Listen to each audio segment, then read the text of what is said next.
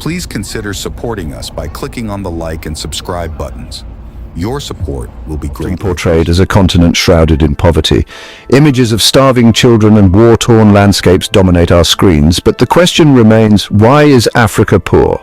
The answer, like the continent itself, is complex and multifaceted. It's a story woven from historical injustices, systemic exploitation, and policies that perpetuate dependency. To understand Africa's poverty, we must delve into the roots of its predicament. We cannot ignore the weight of history, the scars of colonialism, or the shackles of unfair trade policies. Africa's poverty is not a natural state, it is a manufactured crisis. It is the result of deliberate actions and policies designed to benefit the few at the expense of the many. It's time to move beyond simplistic narratives and confront the uncomfortable truths. This essay will expose the historical and systemic forces that have kept Africa impoverished. The seeds of Africa's poverty were sown during the dark era of colonialism. This period marked the beginning of a long and arduous journey for the continent, one that would see its people subjected to unimaginable hardships and exploitation. European powers, driven by greed and a sense of superiority, carved up the continent like a prize. They held conferences and drew lines on maps, with little regard for the people who lived there. These arbitrary divisions ignored the complex tapestry of ethnicities, cultures, and languages that existed long before their arrival. They imposed arbitrary borders, igniting ethnic tensions that plague many African countries to this day. These borders forced together diverse groups, often leading to conflict and strife. The legacy of these divisions is evident in the numerous ethnic conflicts that have erupted over the years, causing untold suffering and instability.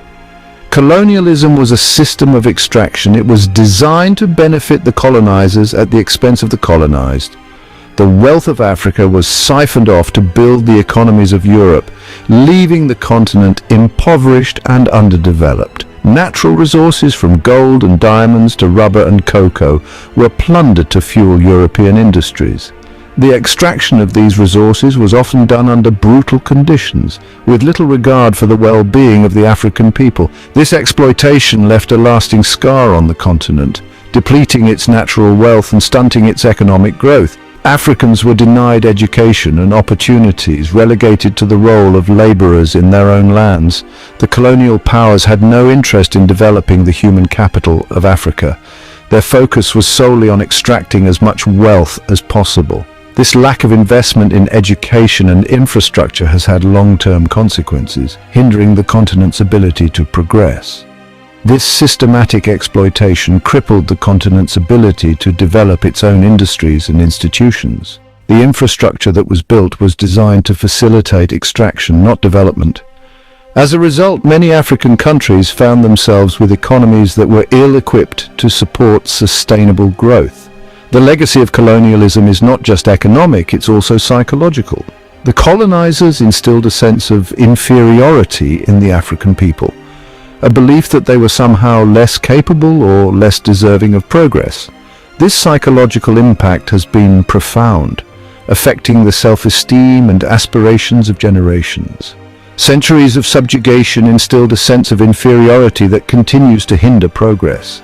Despite the resilience and strength of the African people, the shadow of colonialism looms large, affecting their ability to fully realize their potential. The wounds of colonialism run deep, and their impact reverberates through generations. The stories of hardship and resistance are passed down, serving as both a reminder of the past and a call to action for the future. Cultural ceremonies and traditions play a crucial role in healing these wounds, fostering a sense of identity and pride. To this day, African nations struggle to break free from the chains of their past. The journey towards true independence and self-sufficiency is ongoing, with many countries working tirelessly to overcome the challenges left by colonialism. Political movements and development projects are a testament to the continent's determination to forge a new path. The legacy of colonialism is a stark reminder that true development requires more than just economic growth. It demands justice, equality, and the restoration of dignity. African communities are coming together to rebuild and progress, driven by a shared vision of a brighter future. The road ahead is long, but the spirit of resilience and hope remains unbroken. Even after independence, many African countries found themselves trapped in a web of extractive institutions. The euphoria of newfound freedom quickly gave way to the harsh reality that the structures of exploitation were deeply entrenched.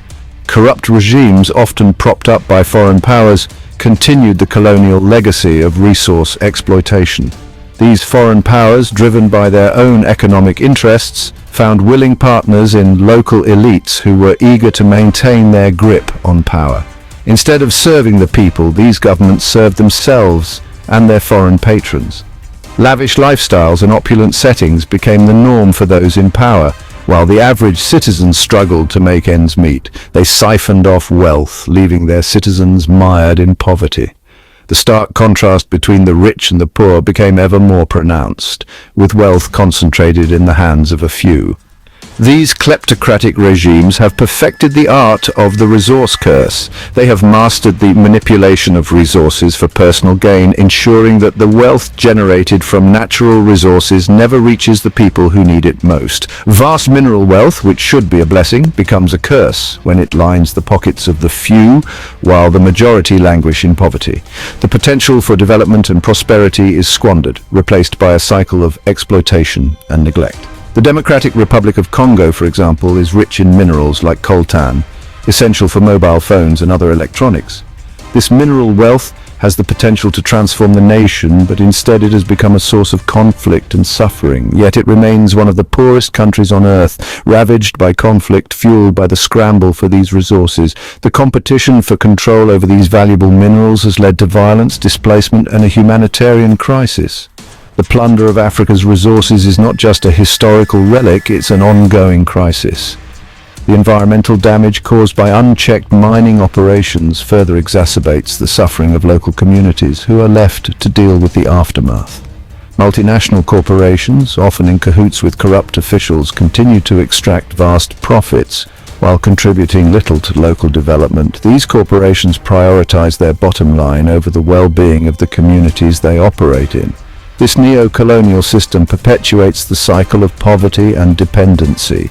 The exploitation of resources and the marginalization of local populations ensure that the benefits of Africa's wealth are enjoyed by a select few, while the majority remain trapped in a cycle of poverty and underdevelopment. The West often portrays itself as Africa's savior, showering the continent with aid, but the truth is far more insidious. While well-intentioned, much of this aid is counterproductive, creating a culture of dependency and hindering real development. Instead of empowering Africans to solve their own problems, aid often undermines local markets, fosters corruption, and props up ineffective governments. For decades, Africa has been the recipient of billions of dollars in aid, yet poverty persists. Why? Because true development cannot be achieved through handouts. It requires investment in education, infrastructure, and institutions that foster economic growth. It demands a shift from aid dependency to self-reliance. Aid, when poorly designed and implemented, can be a curse disguised as a blessing. It can exacerbate corruption, distort local markets, and create a culture of dependency. It's time to rethink the aid model and focus on empowering Africans to build a brighter future for themselves. Many African countries are burdened by crippling debt, much of it accrued through predatory lending practices. During the 1970s and 80s, African countries were encouraged to take on massive loans, often at exorbitant interest rates. These loans, intended for development projects, often ended up lining the pockets of corrupt officials or funding ill-conceived projects that yielded little benefit. The result? A debt crisis that has crippled many African economies.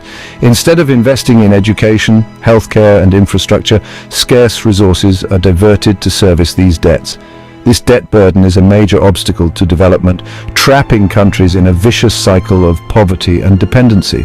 The international community must acknowledge its role in creating this debt crisis. Debt cancellation, along with fair lending practices and responsible borrowing, are essential steps towards breaking the chains of debt and enabling African countries to invest in their future. While the West preaches free trade, it often practices a different tune when it comes to Africa.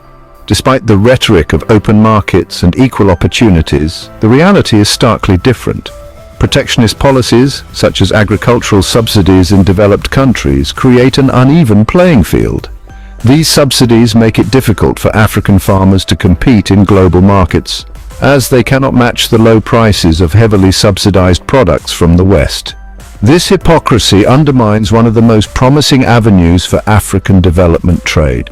The potential for growth and prosperity through trade is immense, yet it remains largely untapped due to these unfair practices.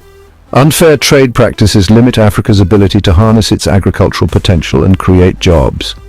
The youth, who are the future of the continent, find themselves without opportunities, leading to high unemployment rates. They perpetuate a system where African countries are relegated to exporting raw materials, often at low prices, while importing finished goods. This not only stifles economic growth, but also hinders technological advancement and industrialization. This cycle of dependency is detrimental to the continent's long-term development. African nations remain consumers rather than producers, which affects their economic sovereignty. For Africa to prosper, it needs fair access to global markets. This means removing barriers that prevent African products from competing on an equal footing. Additionally, Africa needs the opportunity to add value to its raw materials. By processing and manufacturing goods locally, African countries can create jobs, boost their economies, and reduce dependency on imports. Trade, when conducted on a level playing field, has the power to lift millions out of poverty. It can drive economic growth, improve living standards, and foster innovation. The benefits of fair trade extend beyond economics. They can lead to social upliftment, better education, and improved healthcare, creating a more prosperous and stable society. It's time for the West to practice what it preaches. By removing protectionist policies and supporting fair trade, developed countries can help create a more just and equitable global trading system. Such a system would empower African nations to reach their full potential. It would enable them to take control of their economic destinies and build a brighter future for their people. The path to prosperity lies in fair trade. By working together, the global community can ensure that Africa's growth is not stifled, but nurtured, leading to a more balanced and thriving world economy. Please consider supporting us by clicking on the like and subscribe buttons. Your support will be greatly appreciated.